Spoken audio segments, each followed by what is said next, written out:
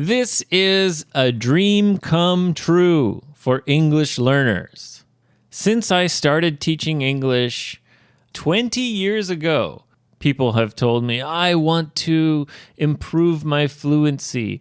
I want to sound like a native speaker. I want to be able to watch TV and movies with no subtitles. Some people have a really good ear and improving their pronunciation is really easy for them.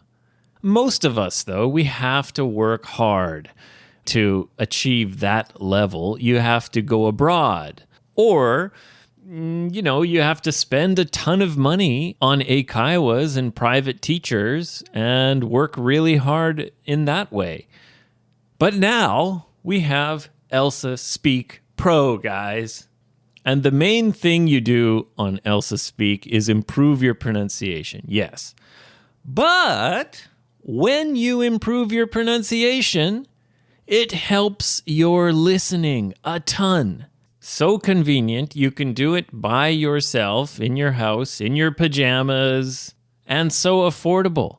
You can get a lifetime subscription for 80% off. If you use the links in the description to this episode. Try it for free for 7 days first, and if you don't love it, you can just cancel. But I'm pretty sure you will love it. It's awesome. Well, almost being peed on, is... You still remember that. I still remember that. It was, I almost peed on you. Almost peed on me. And it was something I would like to forget. Speaking slowly so you can understand. Just a couple of teachers just doing a thing. Speaking slowly so you can understand. Just a couple of teachers just doing a thing. Gonna give you that English nice and slow. Gonna give it to you nice and slow. I'm gonna give you that English nice and slow. Gonna give it to you nice and slow. I'm gonna give it to you. Give it to you. Slowly. Give it to you. Give it to you. Hey! Ho! Hello, Teacher Talk listeners! What is up? Ben has left Japan. He was planning on doing a holiday in Australia with his whole family around Christmas time. But then there was a family emergency kind of situation, and he moved his whole holiday ahead. So he went to Australia with his family 2 weeks earlier than was originally planned. So he's dealing with this family emergency situation, and he has his whole family in Australia. He has to entertain his kids, etc., etc. I don't want to bother him, try and get him to find somewhere, some time to record when he's got so much going on. But don't worry, you don't have to listen to me blab on and on by myself. I have a friend who used to be a teacher in Japan and now has moved back to Canada. He's actually a big fan of the show. He's up to date with Teacher Talk. And he said, hey, if you ever need someone to fill in, then, I'd love to try. So we will be joined by my friend Christian. We've been friends since around high school age, and as you'll hear in the episode, we have a long history together. So it was great to catch up with Christian.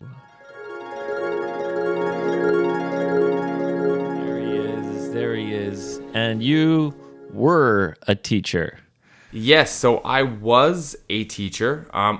Technically, I'm still a teacher. I still teach kids and adults of all ages the gentle art of jiu-jitsu. Ah, yeah, because you're a jiu-jitsu teacher now. So I still am a teacher in that regard. And I've got kids, and I have to teach them all the time. And you've got kids. So I should first say that I am not here to replace the amazing Ben. I'm actually a big fan of Ben and all that he does. You're a big fan of Space Dragon? Oh, Space Dragon, and he did an amazing song. So you're a big fan of Space Dragon. And I'm a fan of this good. show. You're not trying to replace him? No, I am not trying to replace him. He'll be glad to hear that. I'm sure he's feeling very nervous. Yeah, oh no, I think I could replace you, as he's the strong one on the show. Whoa. But Whoa. Wait a minute. Are you trying to say Ben's stronger than me? I'm not saying. Some people like what you do on the show, which is very important. It is vital for the life of the show. That's right. I'm like the heart of the show, pumping the blood throughout. Yes. And Ben is like the... He's the balls. He's the balls. The balls are funny. Balls are funny, and he is funny. And yeah, he is funny. He makes me laugh, even though your stories are far better than Ben's. And I've been included in a couple. I'm not sure if we named you. Nope. You probably don't want to be named because the stories involve weird stuff. Well, almost being peed on, is... You still remember that. I still remember that. It was, I almost peed on you. Almost peed on me. And it was something I would like to forget. Was it traumatic? Very, very traumatic. To wake up and have someone standing over me about to, I was nice and warm with my body under a kotatsu. Uh-huh. And I walked over to you and almost peed on you. Almost peed on me. And luckily, I fought back. And you fought back to me. Yeah, you say it was traumatic for you. But I almost peed on you while you were sleeping under my kotatsu. But think about me. I'm just about to have a nice pee and suddenly the toilet starts to yell at me. That's traumatic. There are two sides to every story, and the truth is somewhere in the middle. Yes. This one, the truth is, you have a problem with peeing in places that are not supposed to be peed in. You're very alpha dog. You want to be alpha. I just go around peeing on everything. On everything. To mark my territory. Ben has the same problem. He peed on a person's dog. And yeah, Ben says that he's never peed anywhere accidentally. I don't know if I believe him. Everyone pees somewhere accidentally sometimes. I'm going to break it to you now. They don't. You're going to break it to me, meaning you're going to tell me the truth. I'm going to tell you the truth because as a longtime friend of you, I don't want to enable you that you can go peeing on everything. Well, hey, look, they're called accidents, Christian. It's not on purpose. And I haven't had a pee accident for a very, very long time. So I'm very proud of you. Thank you. Anyway, Christian, we're supposed to talk about your history, experiences teaching English. I was a teacher in Japan for a good 9 years. 9 years. That's a good amount of experience. Amount of experience.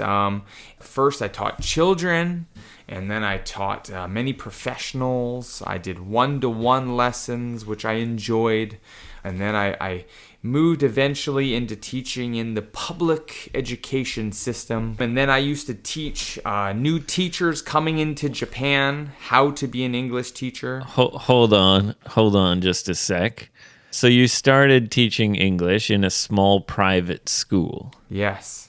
Yes, I remember that school. I used to teach there as well.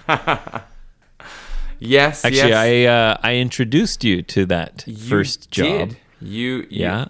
I remember you messaging me and saying, "I've got a job available. You have to come to Japan." And That's right. You were in Canada.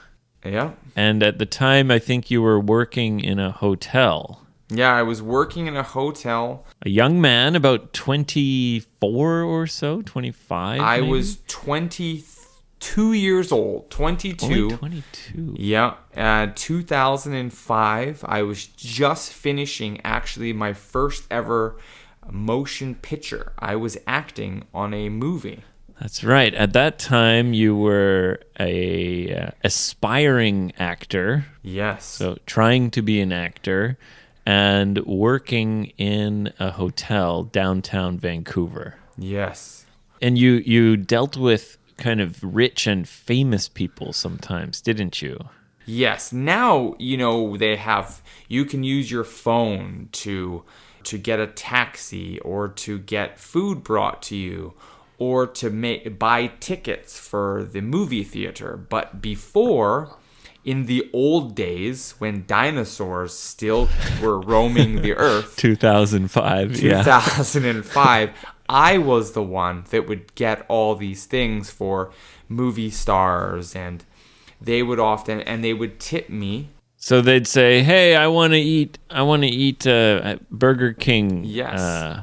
hamburger. Go get me a hamburger." And then you'd give it to them and they'd give you some extra money. Extra money, yes. They want Burger King or they'd want a Slurpee from 7-Eleven. And so I used to do that job, and one day you contacted me. You were such a busy young man back then in your single days of living in Japan. Yeah, I was busy. Yeah, I worked a lot of jobs and I was a full-time student. Yes.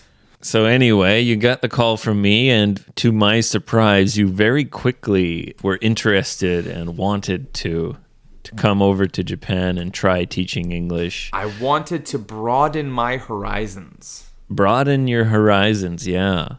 Explore new opportunities. Yeah, I had not traveled, and I wanted to travel. When you started teaching, did you find it was something that came to you quite naturally? Or did you struggle to really get the hang of teaching? It was not difficult to learn how to teach English. That was fairly natural for me at first. The difficulty was adapting to Japanese culture.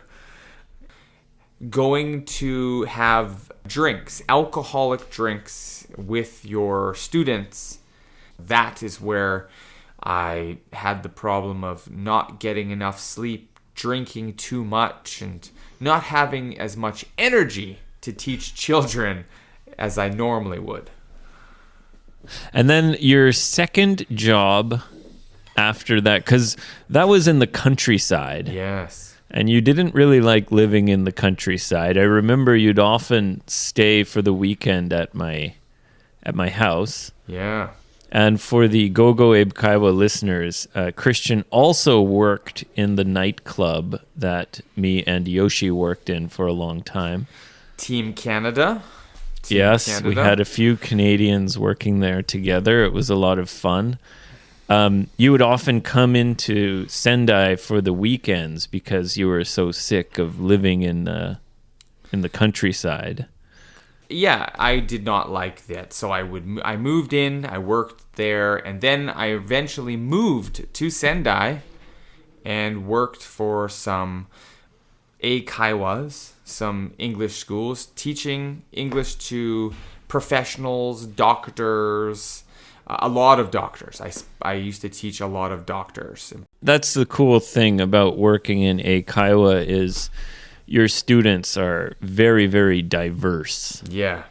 You get everything from people who are going overseas to present their research in an international scientific conference, all the way to like high school students or housewives or, retirees. People from all walks of life, as we say, all different backgrounds, very diverse students. Lots of different students, many background. I did that for a while, and then I eventually moved into another role where I was teaching in a school that you also taught at just after you left, and I filled in that space. That was another Eikaiwa. Another Eikaiwa. And then you did a few more years at Eikaiwa, and then you switched to public school, right? Yeah, after the earthquakes and the tsunamis. Yes, I remember you had a baby. I had a baby. She was only 2 months old. Yeah. When the huge earthquake happened, yeah. I remember you were very worried about the radiation from Fukushima after the earthquake. Yep. You were quite concerned because you had a small baby. Everybody was concerned about the radiation. But that's also when you switched jobs? I didn't know that. Yeah. Because I remember you left Sendai for a few weeks or something. Yep. And then you came back, and that's when you switched to the public school? Yeah, I had a friend from Canada, and he said, I can get you jobs in the public school system. And he had kids, so he knew that a lot of times, the night job of when you work in the nights in Eikaiwa, you miss your kids growing up. And I did not want to do that. I like being a hands-on father. And if I can plug my children at the end of the show and their Instagrams. Sure. Yeah, that's right. Yeah, when you work in Eikaiwa, you start work usually around noon or 1 p.m. and you work until about 9:30 p.m. Yeah. So you don't get home until 10, and of course your kids are already sleeping. So the only time you can spend together is in the morning. Yeah, and that wasn't enough for you, I guess, eh? No, that was just not gonna cut it for me. I knew I wanted to be a hands-on father. You wanted to be very involved with your children. Yeah, so I was able to, start in the morning. This job, maybe most people in Japan will know it. It's called an ALT. Yes. Where you are the assistant language teacher, Alternative language teacher. Oh, is it alternative? It's not assistant? Before, they would ask you, can you read this in the book? And everyone will repeat after you. So I would say, like, Tom and Sally walked to school, and everybody would repeat. And that's what many teachers before me did. Tom and Sally walked to school. Very like good. The whole class all together. So it was very robotic. Yes. So I was the first wave where I was to be the other teacher, and they would give me 100% of the class, and I would just teach the curriculum, but in a way that was more fun and energetic and lots of games and activities and very high energy. Yeah, you're a high energy guy. I'm a high energy guy. I shoot lightning bolts out my butt. Okay. I do. It's a talent. Around the time you started working in public schools is around the time when the foreigner teachers were given more control over the class. Yeah, that's right. And that's when the ALT changed from assistant language teacher to alternative language teacher. Yes. I didn't know that. I'm starting to remember as you're talking now. I suddenly remember that you used to live in Furukawa. Yes. North Miyagi. I totally forgot that you lived there. Osaki City. Osaki. Yeah. I taught in right. Sambongi. That's right. And they moved you. Eventually, you were moved to Sendai. Yeah, and I would work in Tagajo. And that's around the time when you became a kind of a trainer for new teachers, right? That's correct. Ah, yeah. It's all coming back to me. I remember you would go to Tokyo for like a week to train the new teachers who were just coming into Japan. often it's their first time traveling abroad and they're starting this new career as a teacher. So you were the first guy who welcomes them into Japan and does their first training. Yes, and I would teach them how to leave the school early and not to go drinking with the other teachers.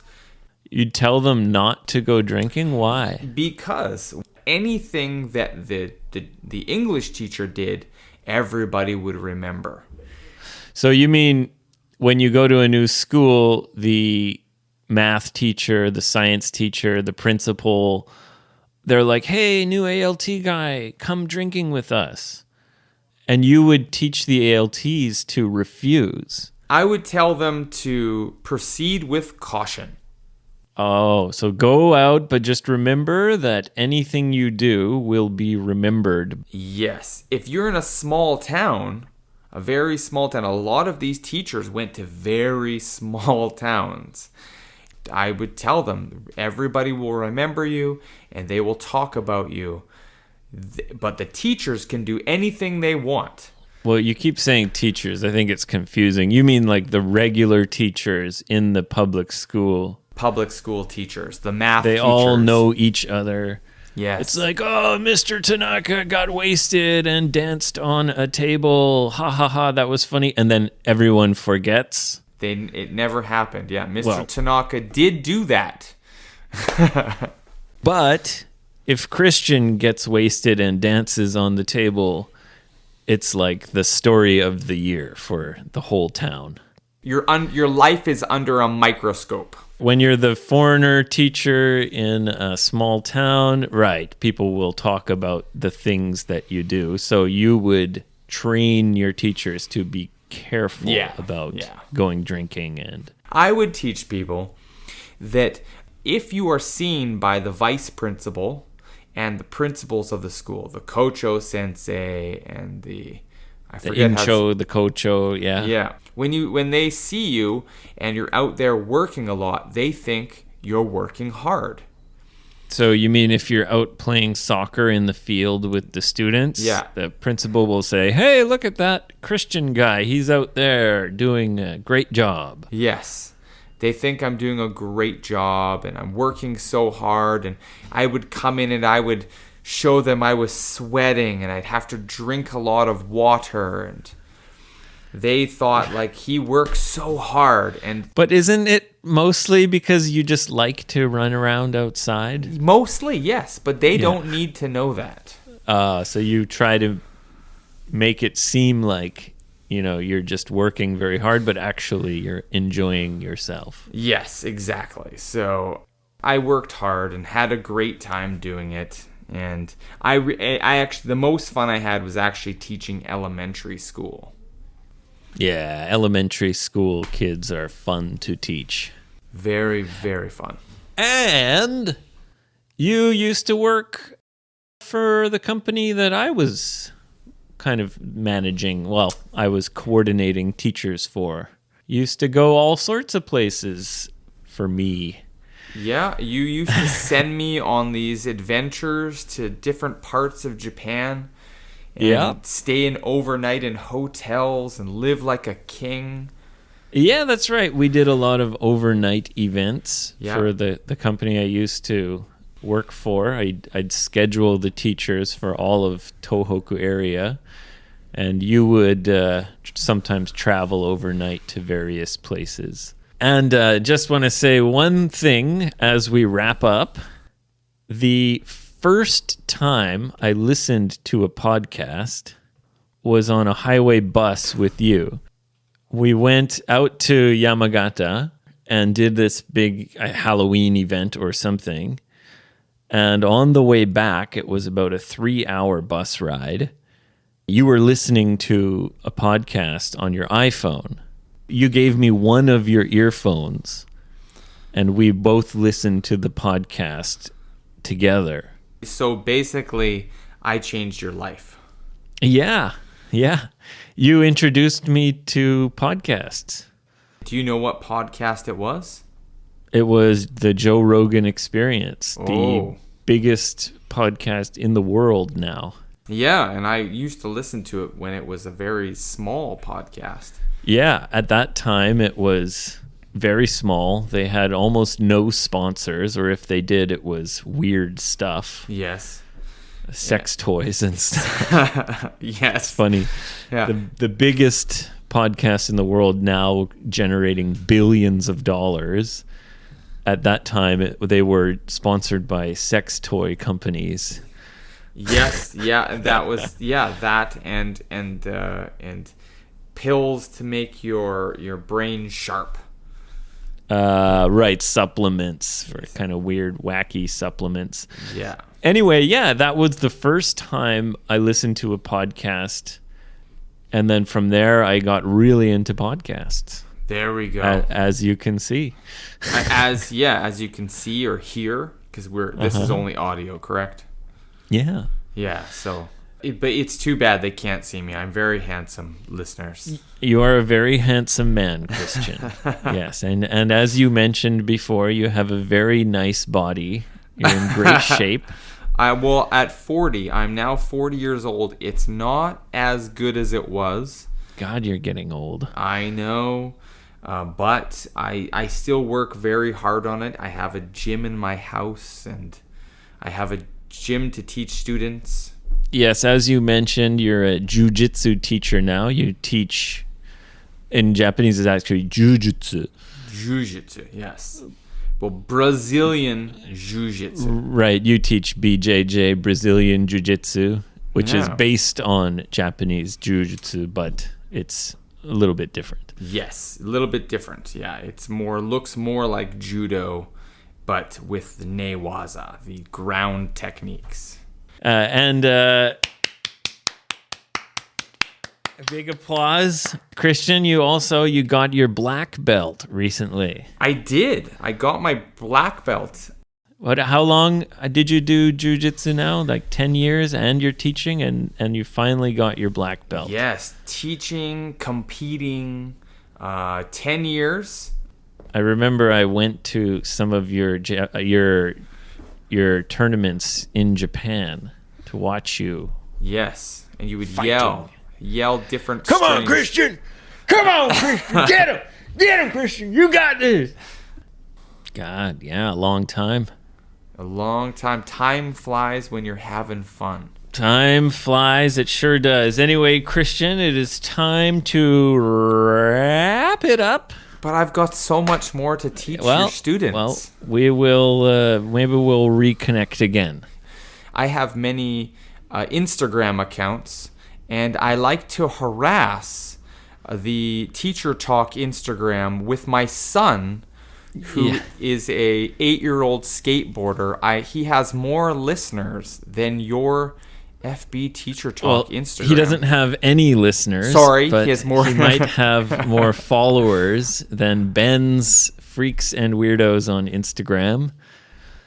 Go ahead. What are your Instagram accounts? Well, if anyone wants to see my beautiful face, I am at Innkeeper, which is INNKEYPR, and that's on Instagram. But my son, he's the more important one because he is a very good skateboarder. And Abe, did you ever tell your listeners that you used to be a skateboarder too? Yeah, I think both Ben and I used to skateboard when we were Really? teenagers. I think we've talked about it. But yeah, your son is a very talented skateboarder. He's competitive. He enters competitions, and he's won quite a few. He has. And he is half Japanese, and he's very cute. He is Monster Mackie on Instagram. So Monster, MonsterMakkie.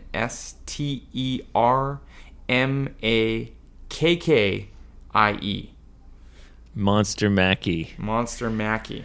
Yeah, and you sometimes harass the Teacher Talk account. A little bit. You're taunting Ben.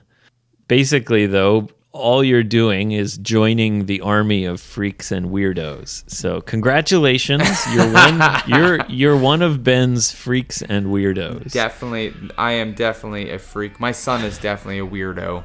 So I'm a proud freak and weirdo, and I'm happy to support. Check out Christian on Instagram, Innkeeper and Monster Mackie, Monster Makkie.